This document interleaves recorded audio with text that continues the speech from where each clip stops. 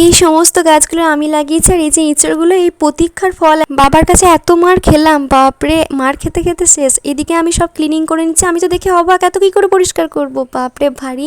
এইভাবে সব গুছিয়ে রাখতে হয় কিন্তু। আর এদিকে রোদে, বাপরে, আমি তো থাকতে পারছি না।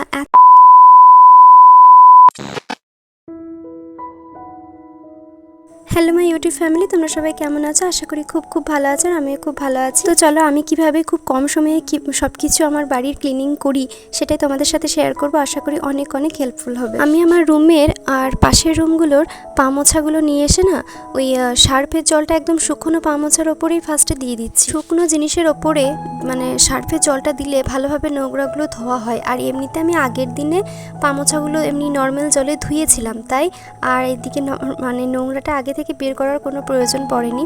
ভালোভাবে এগুলোকে সার্ফে দিয়ে নিচ্ছি আজকে, কারণ যাতে একদম পরিষ্কার হয়ে যায়। অনেক দিন পা মোছাগুলো আমার সার্ফে দেওয়া হয়নি।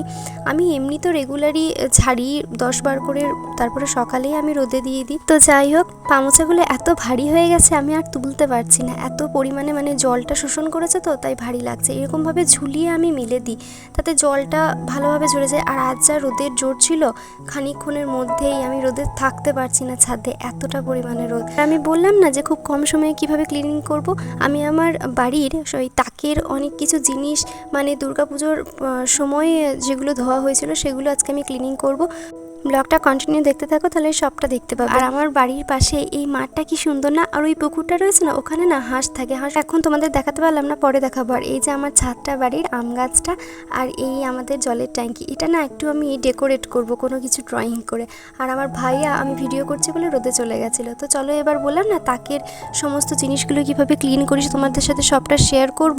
আমি কিভাবে সব কিছু গুছিয়ে রাখি খুব কম সময়ে। আর ওই দেখো মায়ের ছবি। তো চলো এবার স্টার্ট করি, দেখতে থাকা কন্টিনিউ। আমি জানো তো আমার বাড়ির এই সমস্ত কাপ ডিশ, মানে সমস্ত বলতে ম্যাক্সিমাম জিনিসই আমি ওই মেলা দেখতে আমাকে সবাই টাকা দিত, 10 টাকা, 5 টাকা, 20 টাকা। সেগুলো দিয়ে আমি আবার শৌখিনতার জিনিস কিনতাম আমার ঘর সাজানোর। তারপরে এই কাপ ডিশ, মানে সংসারী জিনিসের আমার একটু বেশি নেশা ছোট থেকে, এখনও সেই নেশা আছে। তো আমি ওই ক্লিনিং করার জন্য না জিনিসগুলো, মানে কাঁচের জিনিস সব ধীরে সুস্থে নামাচ্ছি একে একে। ওই নিচেই ক্লিনিং করে নেব। আর এই বের করতে করতে দেখি একটা কাঁচের গ্লাস পিছনের দিকটা ফেটে গেছে, কিন্তু কোনো ব্যবহার ছাড়াই কী করে যে ফাটলো, অনেক দিন বোধহয় ইউজ করা হয়নি, ওই জন্য। কাঁচের জিনিস তো একদমই ভালো ছিল না হয়তো কোয়ালিটিটাও। তো ওই বাদবাকি কাঁচটা রেখে দিয়ে সমস্ত কাপগুলো একে একে নামিয়ে নিচ্ছি। আর এটা না আমাদের ডাইনিংয়ের তাক, এখানে আমাদের সমস্ত কাপ ডিশ, তারপরে এই চায়ের বিস্কুট এসব রাখা থাকে, আরও ওষুধপত্র ভাইয়ার আমাদের সবার। তো এখানে ম্যাক্সিমাম কাপ ডিশই সব রাখা থাকে, ডিশ টিশ। তারপরে দেখছি একটা মিক্সার গ্রাইন্ডারেরও কোটো এখানে ভরা আছে। কেন ভরা আছে কে জানে, গ্রাইন্ডার তো আমাদের রান্নাঘরেই থাকে। আমি সব নামাচ্ছি, আর এদিকে ভয় লাগছে কি যে না একটা পড়ে গেলেই ব্যাস, এখনই এসে আমাকে দেবে বোধহয় মা বাবা দুজনেই। এই সমস্ত জিনিসগুলো নামিয়ে নিয়ে না একটা গামলার মধ্যে আমি সার্ফের জল দিয়ে ধুয়ে নেব। আমাদের এই ডাইনিংয়ের তাকে যেহেতু থাকে, লাগানো থাকে, তাই চা খাওয়ার আগে আমাদেরকে আবার ধুয়ে নিতে হয়। আর হাতের দেখো এই পিঠে, এইটা না পিঠে করা যায়, মানে নিজে বানাতে হবে না, ভরে দিলেই পিঠে হয়ে যাবে। এটা আমি শান্তিনিকেতনের মেলায় 10 টাকা দিয়ে কিনেছিলাম। তো এই কাপ ডিশগুলো মানে শুধুমাত্র গেস্ট এলেই ইউজ করা হয়, আমাদের ঘরের জন্য না খুব কম ইউজ করা হয়, মানে বাড়িতে রান্নাঘরেই যেটা থাকে সেটাতেই হয়ে যায়। সমস্ত রুমের তাকের জিনিস বলো, আসবাবপত্র, চারিদিক বলো, আমাকেই না সমস্ত দিকটা দেখতে হয়। মাও দেখে, কিন্তু আমার ওপর দায়িত্বটা একটু বেশিই থাকে। সমস্ত দিক আমি যেমন নিজে পরিষ্কার পরিচ্ছন্ন, তো তাই আমি এগুলো ফেলে রাখতে পারি না। যদিও এই তাকটার জন্য আমাকে মা অনেক দিন ধরে বলছিল। আর দেখো ভাইয়ের ঢোকাটা পেলাম ছোটোবেলাতে, ওটা দিয়ে ভাইকে দুধ খাওয়াতাম। এত যে তাকে জিনিস আমার নামানো আর শেষ হচ্ছে না। এই দেখো এটা ওই চামচের সেট, একটাতে প্লাস্টিকের রাখি আর একটাতে স্টিলের রাখি। আর এই কাপ দুটো যেন আমি ক্লাস 5-এ পড়ি তখনকার কাপ। এটা আমাকে বাবা এনে দিয়েছিল ওদের গিফটে। আর ভাইয়া তখন পেটে ছিল, তো ভাইয়ার জন্য মানে আগে থেকেই অ্যাডভান্স আনা হয়েছিল। আর এই স্টিলের গ্লাসগুলো দেখছো, এই দুটো গ্লাস না মাথার চুল দিয়ে কেনা হয়েছে জানো। এই সমস্ত জিনিসগুলো সেই দুর্গাপুজোর সময় ক্লিনিং করা হয়েছিল, তাই কতদিন পর করছি বলে এত মানে ধুলো হয়েছে না, তোমরা তো ক্যামেরাতে দেখতে পাচ্ছ না, এত জিনিস হয়ে গেছে। আমি এখন ভাবছি এত জিনিস আমি কম সময়ে পরিষ্কার করবো কিভাবে রে। আর তাতে আবার জানো আমাকে এই সমস্ত পরিষ্কার করে এখনো স্নান হয়নি, স্নান করে কলেজ যেতে হবে, 2টো থেকে আমার আবার কলেজের ক্লাসও ছিল। তো যাই হোক, যুদ্ধে যখন নেমেছি জয়ী তো হতেই হবে।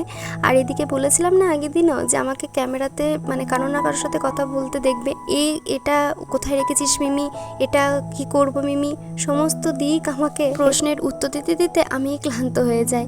যেখানে যেটা উত্তর না দেবো বোধহয় সেই কাজটা থেমেই থাকবে। তো তারপর আমি কাপগুলো এই সমস্ত জিনিসগুলো জলে একবার করে ধুয়ে নিচ্ছি ভালোভাবে, জলের মধ্যে কচলে কচলে। তো ওই একবার করে ধুয়েই আবার তাকে রেখে দেবো। আর এই ছাকনাগুলো না নতুন এনেছে বাবা, এখনও ইউজ করা হয়নি। ওই ডিশগুলো তাই, এগুলো সব আমি মেলাতে কিনেছি জানো তো। আচ্ছা, আমার চ্যানেলে এরকম আরও ইন্টারেস্টিং অ্যান্ড হেল্পফুল ভিডিও পেতে আমার চ্যানেলটাকে প্লিজ সাবস্ক্রাইব করে বেল আইকনটি অন করে রাখো, যাতে আমি এই ভিডিও পোস্ট করার সাথে সাথেই তোমরা আমার ভিডিও দেখতে পেয়ে যাও তাড়াতাড়ি করে। আসলে আমি যেহেতু ব্লগ রিলেটেড ভিডিও করছি, তাই চাইছি আমি যে তোমরা 8 থেকে 10 মিনিটের একটা ভিডিও দেখবে। তো সেই টাইমটুকু তোমাদের যদি কিছু হেল্প করতে পারি না, আমার খুব খুব ভালো লাগবে। যদি আমার ভিডিও দেখে তোমাদের কিছু উপকারিতা হয় বা ভালো লাগে, আমার থেকে খুশি আর সত্যি করে কেউ হবে না। যতটুকু যা ভালো কাজ করব চাইবো তোমাদের সাথেও শেয়ার করতে, যাতে তোমাদেরও অনেক অনেক ভালো হয়। আমি এবার থেকে শুধু ঘরের ভিডিও আমি দেব না, এবার হেলথ অ্যান্ড বিউটিরও ভিডিও দেওয়ার আমি সত্যি করে অনেক চেষ্টা করব। তবে সেটা যেন ছেলে মেয়ে উভয়েরই সবার কাজে লাগে আমার ভিডিও দেখে। কথা বলতে বলতে আমার কিন্তু প্রায় কাজ এবার শেষের দিকে। সমস্ত ডিশগুলো আমি ওই সেমভাবে ধুয়ে একপাশে রেখে দিলাম। এগুলো সব আমি আবার একপাশে উবুর করে রাখবো, জল ঝরতে দেবো। তারপর আমি মুছে মুছে তাকে রাখবো, কিংবা জল ঝরে গেলে এমনি রোদের টেম্পারেচার আছে তো, জল গ্রীষ্মকালে এমনি ঝরে যায়, তো তারপরে গুছিয়ে গুছিয়ে সব তাকে রেখে দেবো।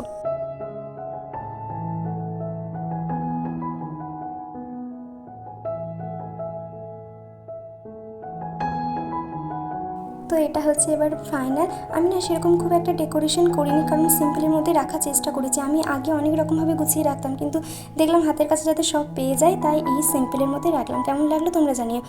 তো একেবারে স্নান করে চলে এসেছি, বললাম না কলেজ আছে। আর তার আগে আমার এই ছোট্ট রাজপ্রাসাদের শখের বাগানটা তোমাদের সাথে শেয়ার করব। কারণ কি, আমি সমস্ত গাছগুলো জানো তো আমার বাড়ি লাগিয়েছি। আমি ভীষণ গাছপ্রেমী ছোটো থেকেই। প্রত্যেকটা বাড়িতে হয়তো গাছ মানে লাগায় না ছেলেমেয়ে, তার জন্য হয়তো মা বাবারা বকে। আর আমি আবার গাছ লাগাই বলে আমার বাবা আমাকে ভীষণ বকে। আমার বাবার বক্তব্য, বড় বড় গাছ লাগাবি, তারপরে পাতা ঝরবে, বাড়িতে মশা হবে, বড় বড় গাছে বাড়ির ক্ষতি করে। কিন্তু আমি তো গাছ লাগাতে ছাড়বো না। এই যে ফুলের গাছ দেখছো, নারকেল গাছ, সমস্ত কিছু জানো তো আমি লাগিয়েছি। না নারকেল গাছটা আমার বাবা লাগিয়েছে, আর বাদ বাকি সমস্ত গাছ আমি লাগিয়েছি। আম গাছ, এঁচড় গাছ, ফুলের গাছগুলো, আরও ছোটো ছোটো অনেক ফুল আছে, সেগুলো হয়তো মানে যখন ফুল ধরবে তখন তোমাদের সাথে শেয়ার করব।